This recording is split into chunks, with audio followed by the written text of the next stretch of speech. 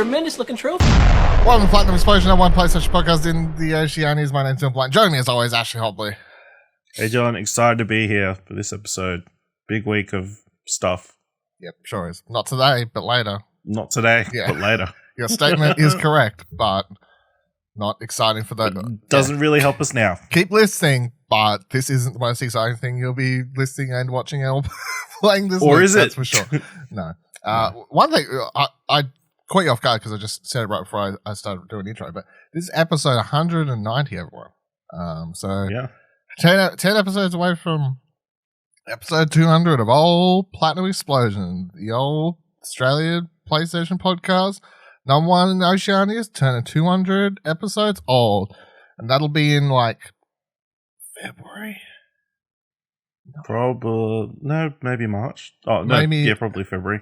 Late February, early March, something. Depends on how long our holidays. I don't know, can't do the maths. Anyway, let's get into today's show. There's not much to talk about today because not much news. All the news is going to be happening. In case you don't know, the Game Awards are happening at 11 a.m. this Friday. Who will win our annual predictions of winners and losers and game trailers / reveals? Find out. Who won't. Kieran definitely won't. It'll be between the two of us, but I don't know how much of a stance anyway, Kieran's just like, I appreciate he shows up, you know. That has to be a loser, so it helps that he turns up to make it easiest. Go listen to Arcade Couch if you haven't. Not this past week's episode, but the week before, the one that's titled Game Award Predictions. That's the giveaway. So before jumping into the few news stories we have for this week, Cyberpunk reviews have dropped this morning, so not usually one to care about talking about like other people's reviews, but fuck it, barely much happening this week. So today's episode. So, and Cyberpunk is obviously the biggest game of the year, or arguably the biggest game of the year. So it's interesting. So Well Played has an article up highlighting some reviews.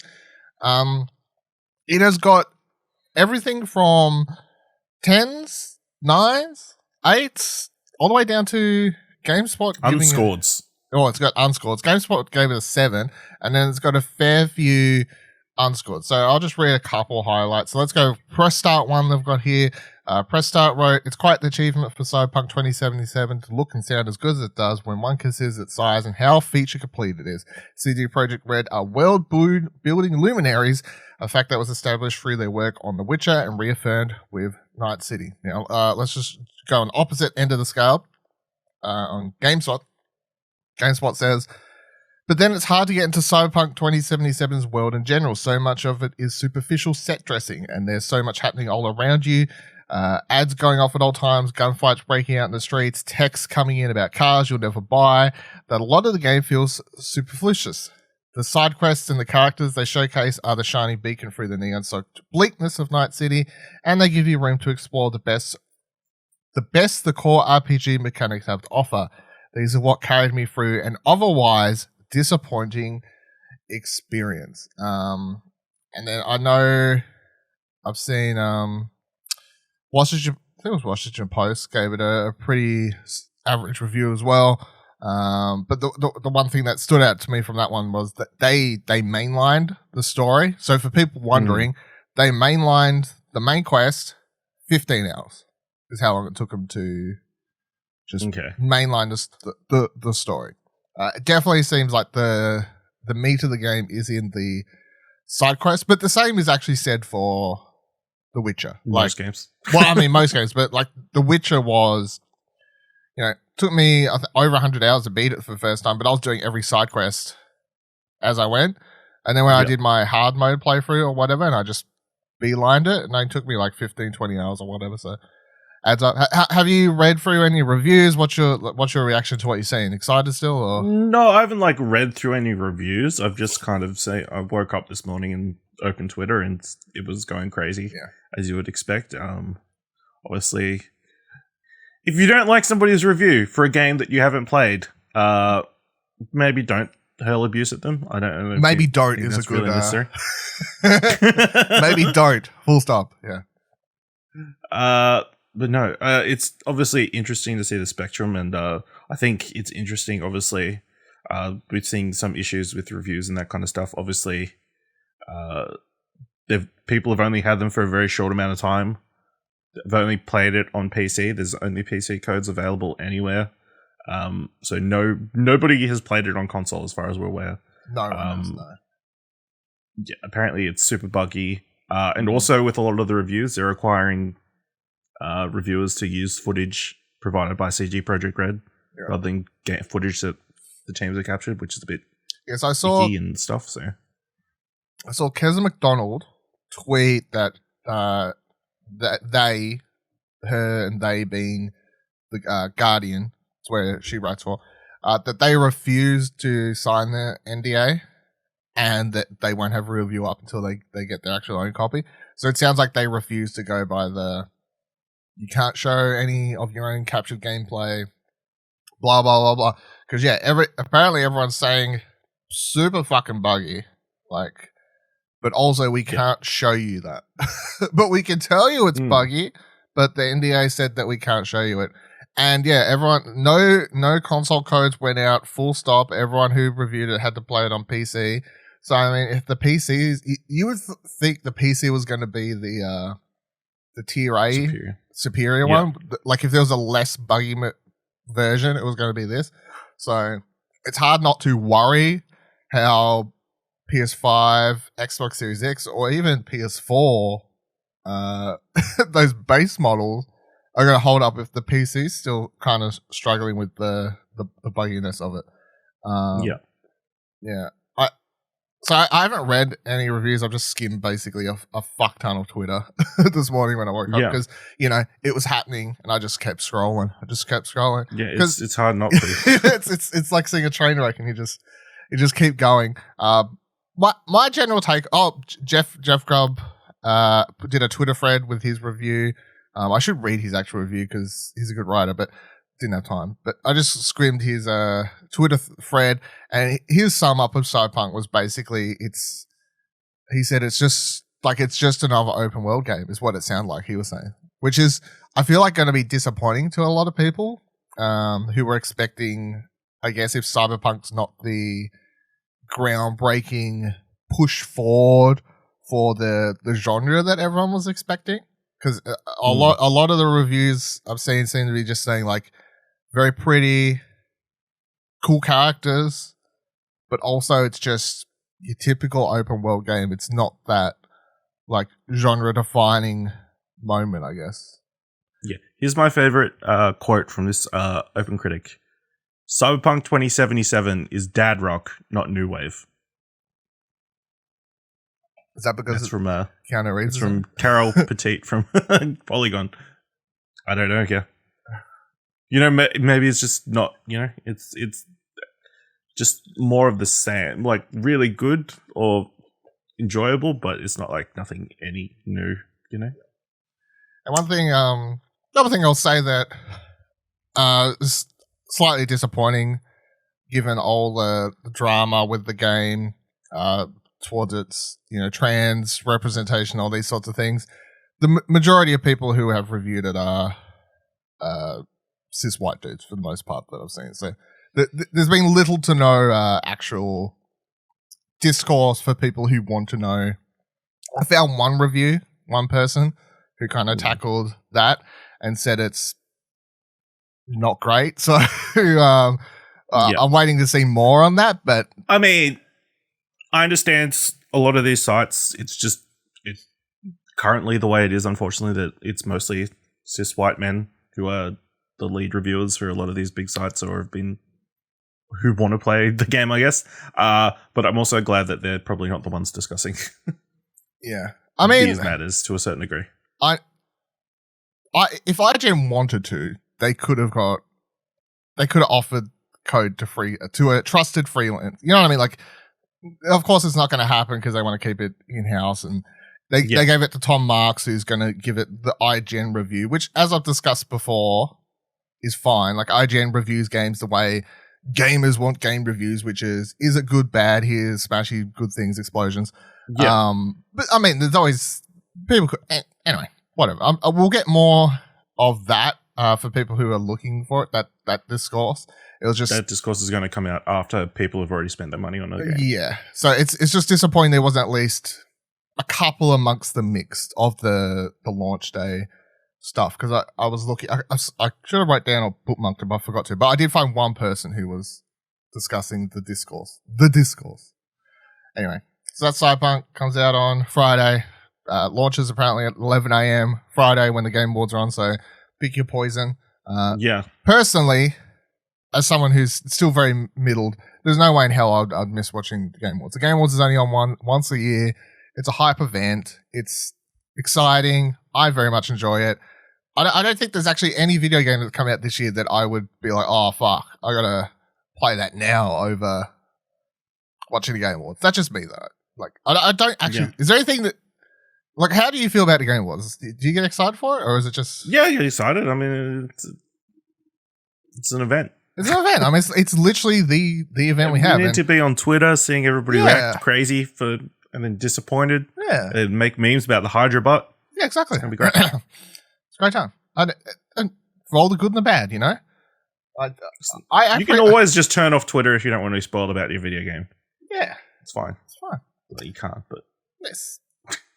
Don't need to. You can try to turn it off. You can mute all the appropriate words. It'll be fun.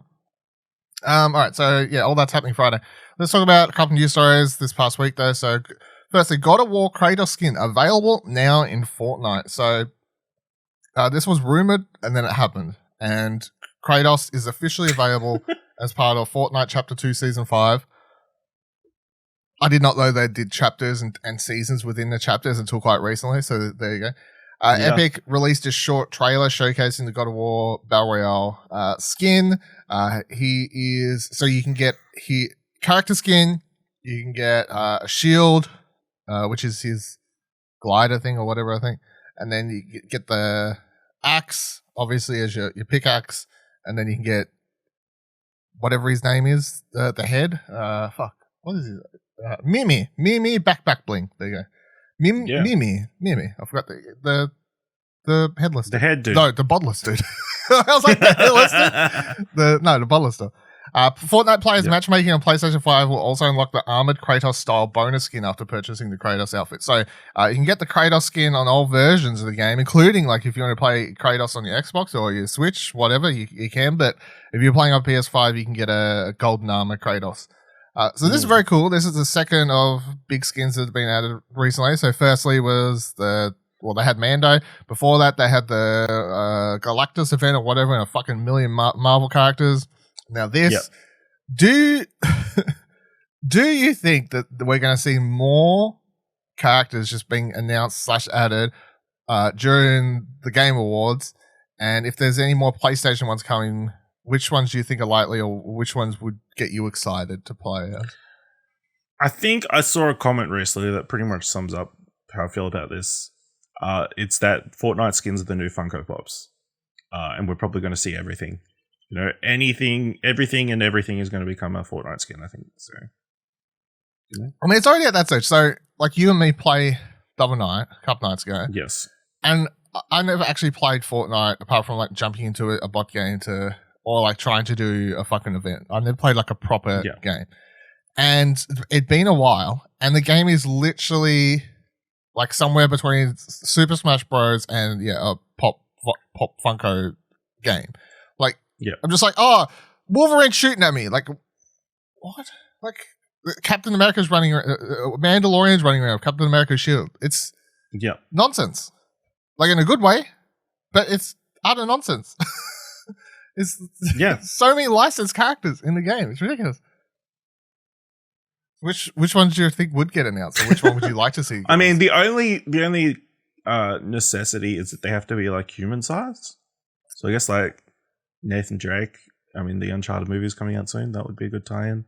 Who else? Let's put Joel and Ellie in. Put them in. What? You know, let Joel do some crazy dance moves. Then you hit him over the head with and then instead of a pickaxe, you go golf club. That's great. That's hot. Yeah. I don't think that would go down well, to be completely honest. But I was going to say, I saw someone say on Twitter before that they reckon Drake would have been better than Kratos because in Uncharted 4, I think it was, the multiplayer, they had like emotes and they did dances anyway. So we've kind of seen what that looks like. As for like they need to be human scale, let me throw a spanner in the works and go, if they wanted to add Crash Bandicoot, they just add the dude in a suit mascot variation of Crash Bandicoot. That's good. Like that's fine. The skin is literally the mascot uniform. So that'd be quite fun. I mean, his head would be quite large then, was the only thing. Quite wide, so that's a big hitbox. Maybe just bring it down. It's just like, whatever. It's a new version. It's not as big. I don't know. Change it up. I mean, Fortnite has its own style. It can do what it wants. Yeah.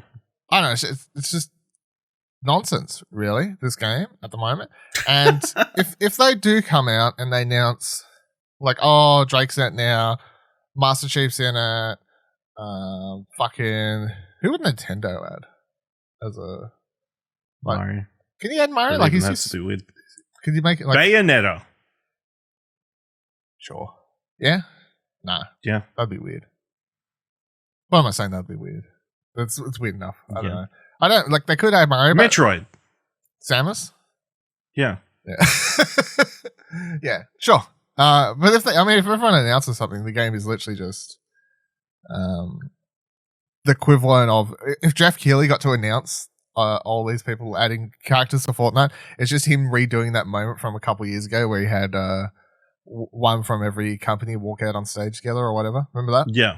Yeah.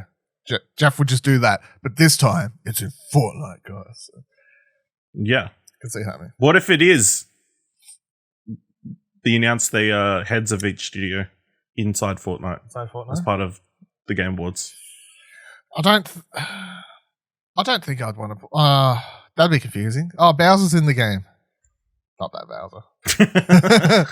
David Bowser. Yeah, David Bowser. That'd be quite confusing. Jeff Keighley, he needs a skin. Yeah. Wouldn't be surprised. I mean, he's been doing a lot with Fortnite lately. Like, remember he did he's like doing the Star Wars things, JJ last year and all that sort of stuff.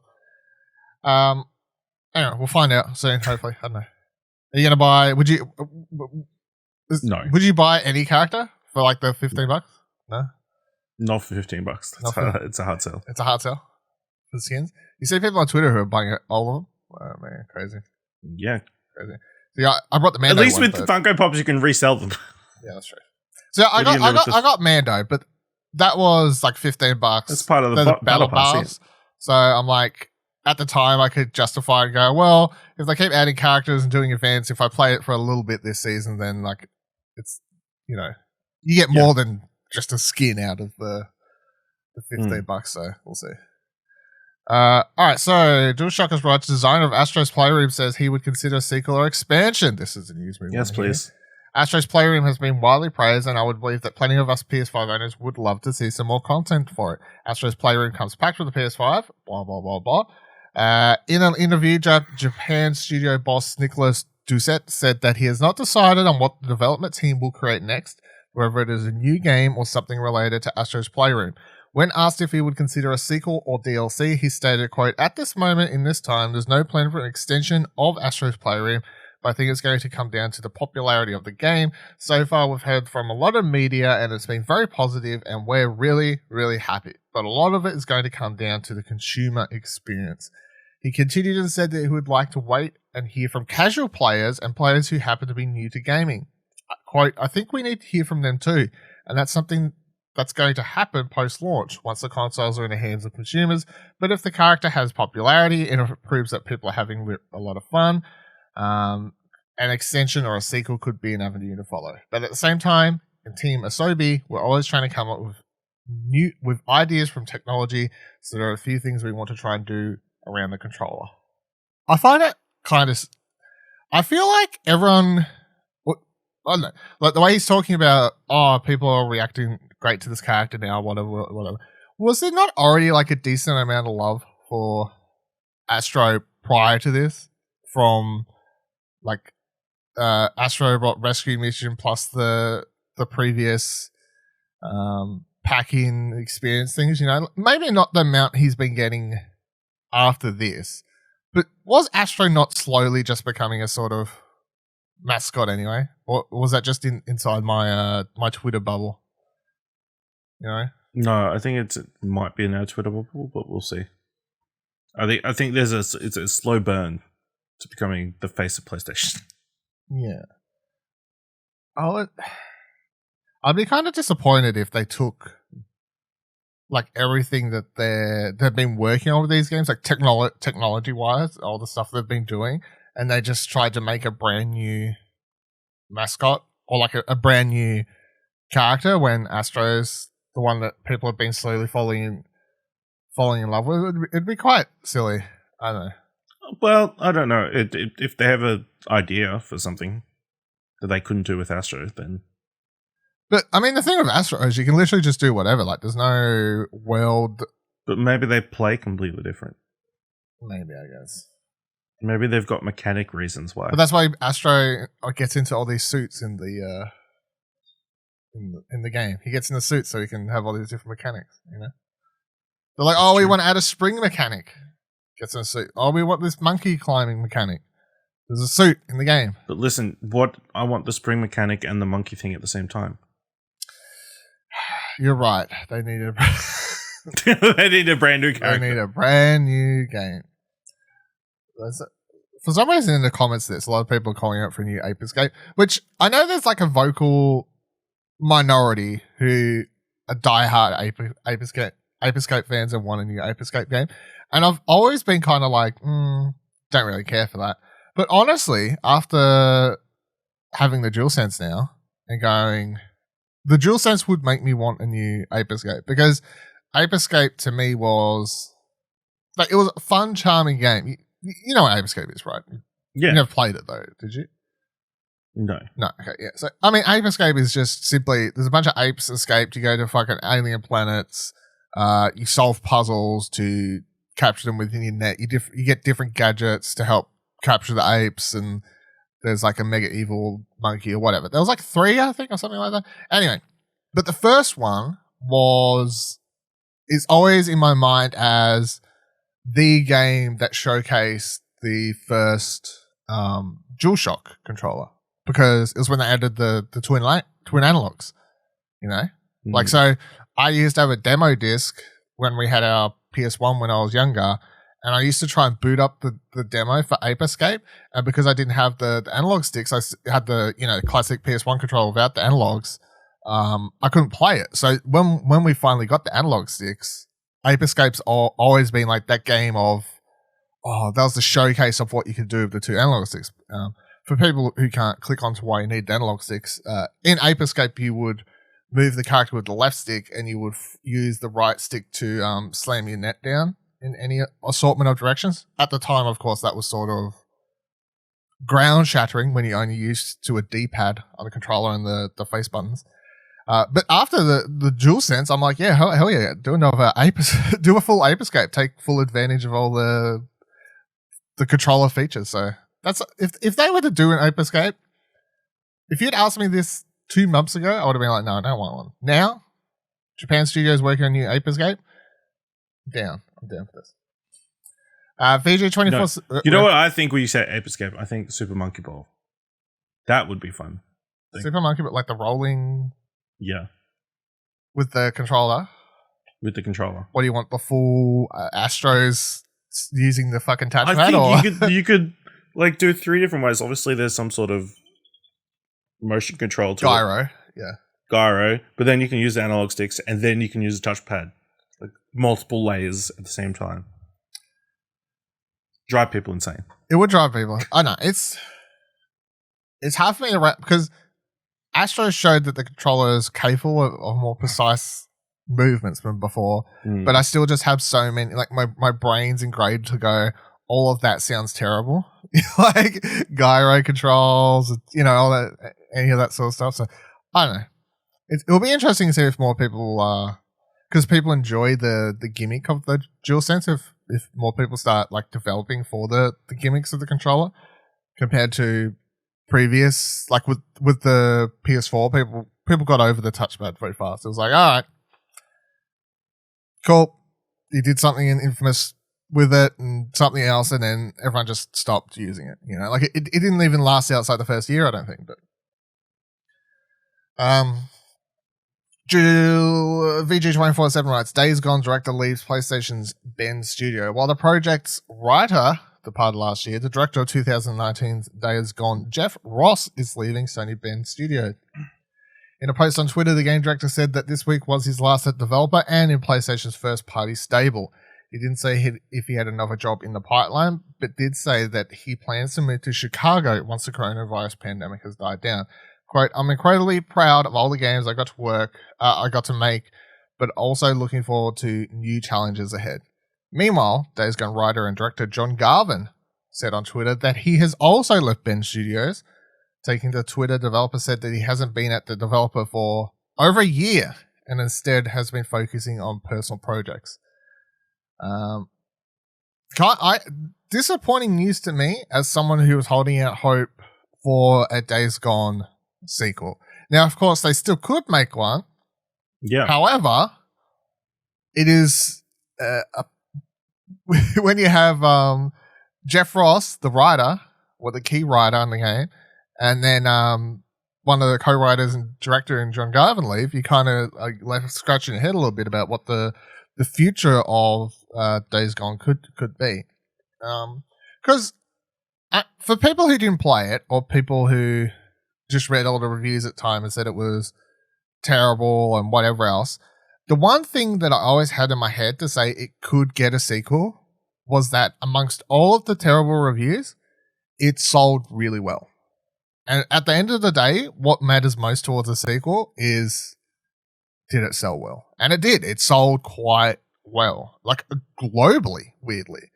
The mixed reception to that one really didn't seem to affect the sales numbers at all. I don't know if it just came out at the perfect time or whatever, but I remember always it would be like sitting on the charts and like it was doing really well in Japan as well. And I was like, this is, you don't usually see the Western open world games do particularly well in Japan, like the fucking Bethesda ones and whatever else, like stuff like that. So that was quite interesting. So I was holding out hope for a sequel because I would like a sequel.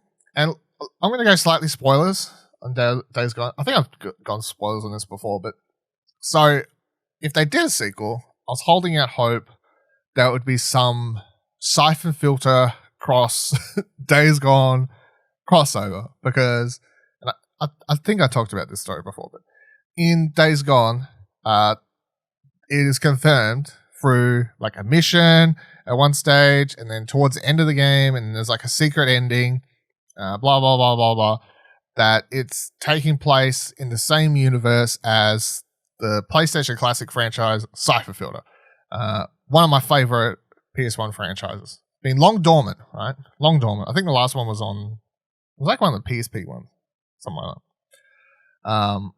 But I mean, those games were about, Siphon Filter is about, like, I can't remember the name, but you're trying to stop fucking terrorists from setting off like fucking bombs and all this sort of stuff. So really, Days Gone was like, well, what happened if the team of Siphon Filter failed to protect the world and then a bomb went off?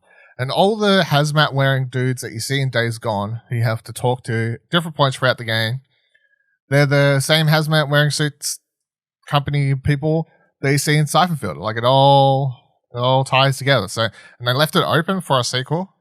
Left it open very much for a sequel. The secret ending. Fucking, I'm going big spoilers. The game's been out long enough. The secret ending, where you've been talking to this one dude in a hazmat suit for like a lot of the game. At the end, he like lifts off his I don't know if you call it a helmet or like a lid. You know, it's like hazmat suit top half. That's not really a helmet. It's like a I don't know, a mask, whatever. He lifts that off and he's infected underneath. So they're like, look, the virus is changing, it's spreading, we're all fucked. We're all fucked. Shit's got to figure it out. So they're left open for a sequel. We'll have to see what happens though. So and especially because Jeff Ross had been like one of the most active from Bend on Twitter. So I don't know. I just got a recent update, by the way. Okay, yeah. So go play it. If you haven't played it, go play it. I mean, It's in the PS Plus collection. Cyberpunk's out. You're probably not going to play it. But play it next year when you got time. I don't know. It's in the PlayStation Plus collection. Neil Druckmann is now co-president Naughty Dog.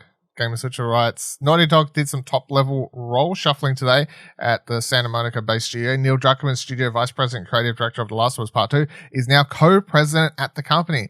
The announcement was made public in a blog post that also announced the addition of Alison Mori and Christian Gurling as vice presidents of Naughty Dog. Mori was previously director of operations at the company. Gurling was co-director of programming. It's blah, blah, blah, blah, blah. So, honestly, this is like the most this is one of those news stories where you go, he wasn't already? Okay. Like, you know, like he wasn't already, but there we go. I mean, to the average person, this really doesn't mean anything. No. I mean, it doesn't. It doesn't really. The only question it opened up for me was, how does this affect Druckmann's creative role within the company? You know what I mean? Like, how's Naughty Dog's like hierarchy set up? Is it set up in that if he's creative director or not, Last of Us Part 3 or whatever? Like, it does being co-president duties affect that, or you know what I mean? Like, yeah, I mean, well, I guess the big question from there is what are they doing next? Last of Us multiplayer is getting announced this Friday. Yeah. Which I don't think he's super involved in, probably. Probably not, no. I would assume, that's a big question, but honestly, I would assume they are doing a new IP at this stage. Yeah, possibly. I feel like if you're going to like look on what they've done, I would say new IP and then Last of Us Part 3, if that's on the cards. Yeah. I don't know. I feel like it's like gonna be a while before we see a potential last part of Part 3. Well, I mean, a new IP would take quite some time. So let's say a new IP comes out in like a couple of years. I don't know. Are they still doing that 2 teams thing that they were doing for in the past couple of games? Presumably. So you would assume that the second teams be working on something? You'd presume so. But it could be the multiplayer. I don't know. Could. Like they could announce some. No, they probably. No. I'm trying to. Because they announced Last of Us Part 2 like right after Uncharted 4 came out. So.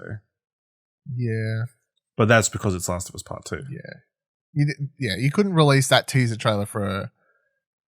That original teaser trailer was just all built on everyone knowing what the game was. And yeah. I'm gonna kill every last motherfucking whatever it was. She did. She did. True. There you go. Spoilers. Well, that's not true. She tried. She got close. She tried. Press Start writes, Metal Gear Solid movie will apparently star Oscar Isaac as Solid Snake. Deadline is reporting that Sony is moving forward with its Metal Gear Solid movie with director Jordan Voight Roberts, director of Kong Skull Island. It's reported that Oscar Isaac will play Solid Snake. Isaac is best known for his work as Poe Dameron in the recent Star Wars trilogy. It's worth mentioning that this movie has apparently been on the table for almost a decade, with nothing seemingly materializing as of yet, so it's likely to still be some time away if we see it. Deadline also noted that Oscar Isaac has a busy schedule in months, which doesn't leave a lot of room for a Metal Gear Solid shoot. What make you of this news? It's fine. I'm not overly attached to Metal Gear Solid. I mean, Oscar Isaac seemed to be super keen on the idea of playing Solid Snake, so him. He does seem like he's very busy.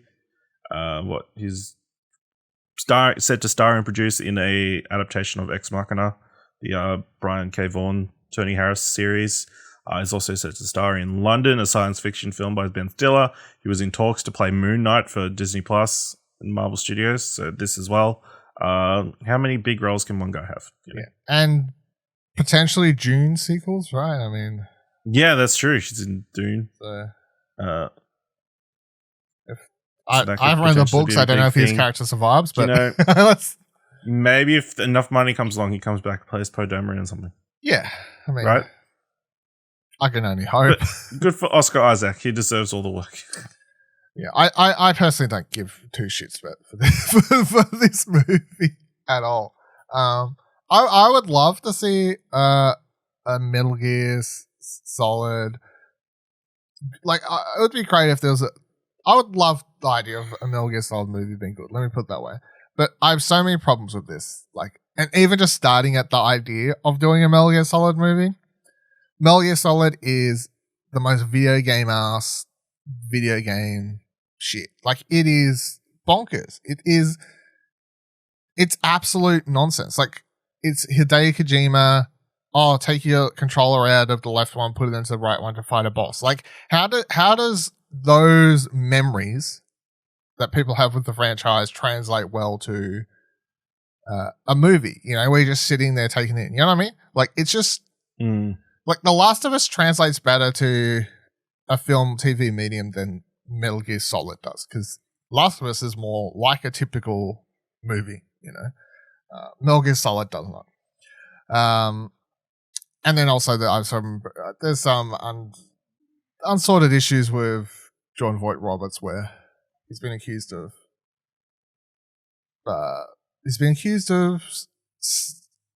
things, and people. Yeah, I retweeted. Lucy O'Brien tweeted about the week. People just kind of forgot about it. So that happened like last year.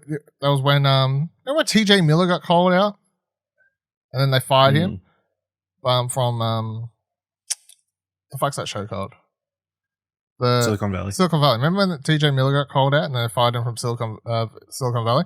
Yeah, so Jordan Voight Roberts was called out in that same day, in the same post. And then nothing. There's been nothing of it. So yeah, if they I have a lot of not gonna be excited for this movie anytime soon. So no snake, no segment every week. No snake, no segment every week. No, if we did, maybe if they, maybe never say no. I don't know. Change the director, do something. Anything's possible. That'll do it for this week's episode.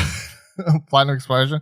Nice short, sweet one, just to get you through your Wednesday towards your Friday, where everything big is happening. Of course, Cyberpunk Game Awards, exciting. Go listen to Arcade Couch later in the week. Wait. Doesn't Cyberpunk come out Thursday? What? No. It says the 10th. What? No, it's the 10th, yeah. Yeah, which is Thursday. What? No, it's Friday. What? No, we're looking at something now. EB Games Cyberpunk 2077. Bam. Google that shit. Dun, dun, dun, dun, dun. What the fuck? It says Thursday. Yeah. What was the other thing? I swear I saw someone have an article up that's like, oh, it comes out at 11 a.m. or something. Man, the whole world's a lie. The whole world's a lie. No, it's because it's all America and there's stupid dates. I swear press start. Press start. When is Cyberpunk out? Did they have that? Here's what time you can play Cyberpunk. Cyberpunk goes live on release day, 11 a.m. December. Okay, there you go. December 10th. Bam! This whole episode's a lie. Day earlier than you thought. You can play it the day earlier. If you mainline it, you can finish it before the Game Awards. Yeah, I mean, yeah. Apparently it's 15 hours. It launches at 11 a.m. Thursday. There you go. Just want to go correct everything I've been saying for this entire show. It launches 11 a.m. Thursday. Play it for 15 hours straight. Get a couple hours sleep. Get up, watch the Game Awards. Yeah. Easy. Here's a question. What build are you wanting to go with? I don't know. What Pathline? No idea. Don't know what they are. What do you got? Corporate, bad guy, some other thing, genetic modifications. I don't know. I haven't been paying any attention. Why? What? No, I was just thinking we should all do different ones then. I don't even know what they are. Yeah, it's fine. That's how much I've been keeping up with. I know they exist. I know there's different things. It's fine. I'm a true gamer. Don't worry, I've got this. Anyway. Clearly. Yeah. Go to the Arcade Couch on probably Saturday, Monday. early morning. Oh, yeah. Yeah, probably going early because it's Game Awards. We'll be talking about that. So, enjoy Cyberpunk on Thursday. Anyway, follow us on Twitter by heading to explosionnetwork.com/Twitter. Join our Discord, explosionnetwork.com/Discord. Have a great week. Enjoy Cyberpunk Thursday. It's out on Thursday. I didn't know. I thought it was Friday. Don't blame me. Blame America. I mean, it doesn't make sense because it should be Wednesday over there probably then. It's too confusing. I can't. Dystopian future is what it is. Bye.